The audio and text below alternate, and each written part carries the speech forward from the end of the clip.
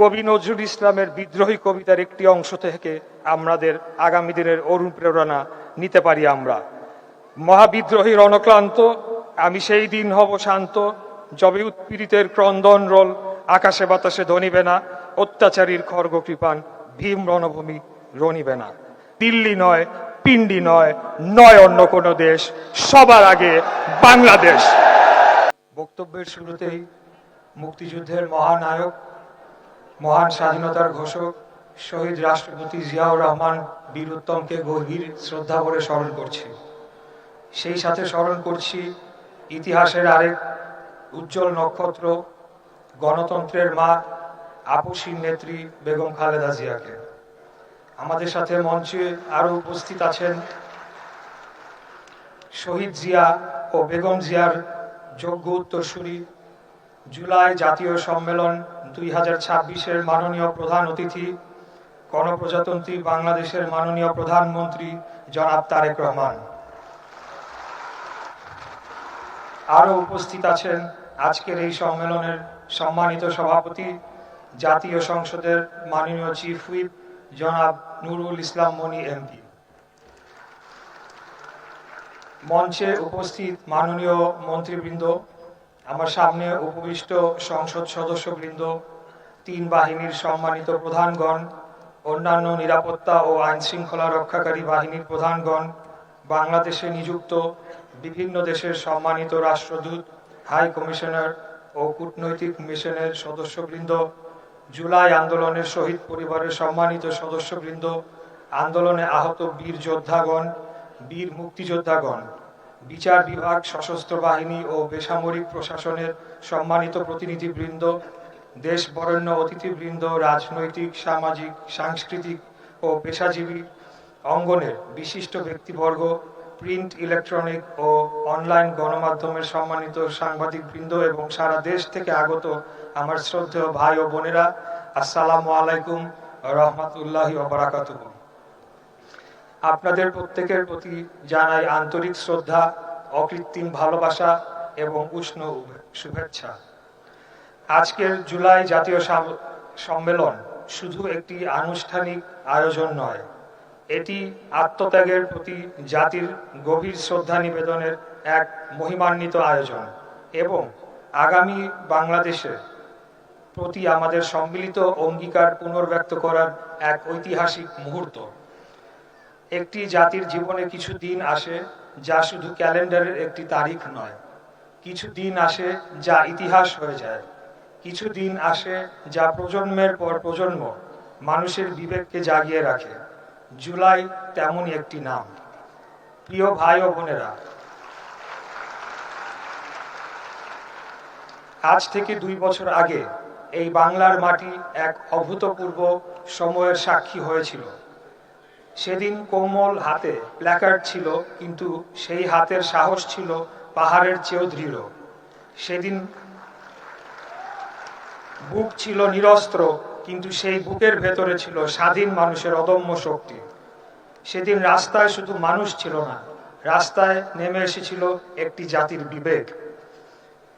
যে তরুণকে বলা হতো দেশ নিয়ে ভাবে না, যে তরুণীকে বলা হতো নিজের ভবিষ্যৎ নিয়েই ব্যস্ত, সেই তরুণ তরুণীরাই প্রমাণ করে দিয়েছিল তারুণ্য কখনো মরে যায় না।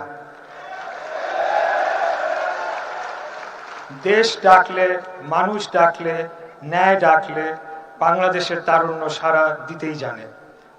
প্রিয় উপস্থিতি, আজ এই অনুষ্ঠানে এমন অনেক মানুষ আছেন যাদের শরীরে এখনো সেই সংগ্রামের ক্ষতচিহ্ন বহমান। কারো হাত নেই, কারো পা নেই, কারো চোখের আলো নিভে গেছে, কিন্তু আমি জানি তাদের হৃদয়ের আলো নিভে যায়নি। আর আজ আমরা গভীর শ্রদ্ধার সঙ্গে স্মরণ করি সেই সব শহীদদের যারা আর ফিরে আসেননি। হয়তো কোনো এক বিকেলে তারা আপনার পাশেই দাঁড়িয়েছিলেন, হয়তো কোনো এক মিছিলে তারা আপনার পাশেই হেঁটেছিলেন। আজ তারা আমাদের মাঝে নেই, কিন্তু তারা কি সত্যিই নেই? না, তারা আছেন এই বাংলাদেশের প্রতিটি পতাকায়, প্রতিটি স্বাধীন নিঃশ্বাসে, প্রতিটি শিশুর হাসিতে, প্রতিটি মানুষের মুক্ত কণ্ঠে। যে মানুষ নিজের জীবনের চেয়ে দেশের মর্যাদাকে বড় করে দেখে সে কখনো মৃত্যুবরণ করে না। সে ইতিহাস হয়ে যায়, সে প্রেরণা হয়ে যায়, সে জাতির আলোকবর্তিকা হয়ে যায়। প্রিয় ভাই ও বোনেরা, এই আন্দোলন কোনো একক ব্যক্তির আন্দোলন ছিল না, এটি ছিল গণমানুষের আন্দোলন, এটি ছিল বিবেকের আন্দোলন, এটি ছিল অন্যায়ের বিরুদ্ধে মাথা উঁচু করে দাঁড়ানোর আন্দোলন। এখানে ছাত্ররা ছিল, এখানে শিক্ষকরা ছিলেন, শ্রমিকরা ছিলেন, রিক্সা চালকরা ছিলেন, ক্ষুদ্র ব্যবসায়ীরা ছিলেন, স্কুল পড়ুয়া শিশুরা ছিল, মা ছিলেন, বাবা ছিলেন, আর ছিলেন কোটি কোটি সাধারণ মানুষ যারা বিশ্বাস করেছিলেন একদিন বাংলাদেশ আরো ভালো হবে। প্রশ্ন করি আপনাদের, আপনাদের তো সুন্দর ভবিষ্যৎ ছিল, আপনারা চিকিৎসক হতে পারতেন, প্রকৌশলী হতে পারতেন, বিজ্ঞানী হতে পারতেন, উদ্যোক্তা হতে পারতেন, বিশ্ব জয় করার স্বপ্ন দেখতে পারতেন। তবুও যখন দেশের সামনে ন্যায় আর অন্যায়ের প্রশ্ন এসে দাঁড়ালো, আপনারা নিজেদের ভবিষ্যৎ আগে দেশের ভবিষ্যৎকে বেছে নিয়েছিলেন।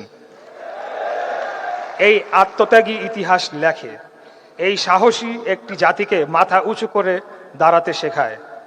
আজ আমি এই মঞ্চ থেকে আপনাদের প্রত্যেককে স্যালুট জানাই, শ্রদ্ধা জানাই, ভালোবাসা জানাই। প্রিয় ভাই ও বোনেরা, আমরা যেন একটা বিষয় কখনো ভুলে না যাই, জুলাই শুধু অতীতের স্মৃতি নয়, জুলাই ভবিষ্যতের দায়িত্বও বটে। যেখানে অন্যায় হবে আমাদের বিবেক জেগে উঠবে, যেখানে অবিচার হবে আমাদের কণ্ঠ উচ্চারিত হবে, যেখানে মানুষের অধিকার হরণ হবে আমরা নীরব দর্শক হয়ে বসে থাকব না। কারণ জুলাই আমাদের শিখিয়েছে ভয় নয়, সাহসী ইতিহাস বদলায়, নীরবতা নয়, প্রতিরোধকারীরাই শেষ পর্যন্ত বিজয়ী হয়, আর বিভক্তি নয়, ঐক্যই একটি জাতির সবচেয়ে বড় শক্তি। আসুন আমরা এমন একটি বাংলাদেশ গড়ি যেখানে মানুষের মর্যাদা থাকবে, গণতন্ত্র শক্তিশালী হবে, ন্যায় বিচার প্রতিষ্ঠিত হবে, ভিন্ন মত প্রকাশ কোনো অপরাধ হবে না, আইনের শাসন হবে সবার জন্য সমান। পৃথিবীর মানচিত্রে স্বাধীন দেশ হিসেবে আমরা মাথা উঁচু করে সদর্পে বসবাস করব। এই হোক আমাদের অঙ্গীকার, এই হোক জুলাইয়ের প্রতি আমাদের সত্যিকারের শ্রদ্ধা। আল্লাহ তাআলা আমাদের সবাইকে সত্য, ন্যায় এবং ইনসাফের পথে অটল থাকার তৌফিক দান করুন। ৭১ থেকে ২৪ আমরা বারবার প্রমাণ করেছি আমরা বীরের জাতি, আমরা জালেমের বিরুদ্ধে এক হই এক লড়াকু সেনাদল হিসাবে। কবি নজরুল ইসলামের বিদ্রোহী কবিতার একটি অংশ থেকে আমাদের আগামী দিনের অনুপ্রেরণা নিতে পারি আমরা। মহাবিদ্রোহী রণক্লান্ত, আমি সেই দিন হব শান্ত, যবে উৎপীড়িতের ক্রন্দন রোল আকাশে বাতাসে ধ্বনিবে না, অত্যাচারীর খর্গ কৃপান ভীম রণভূমি রণিবে না। পরিশেষে আমাদের প্রাণপ্রিয় নেতা আজকের মাননীয় প্রধানমন্ত্রী দেয়া একটি স্লোগানের মাধ্যমে আপনাদেরকে এই সম্মেলনে স্বাগত জানাচ্ছি।